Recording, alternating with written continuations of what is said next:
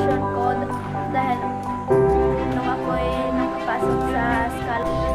My favorite subject is science because I become a doctor.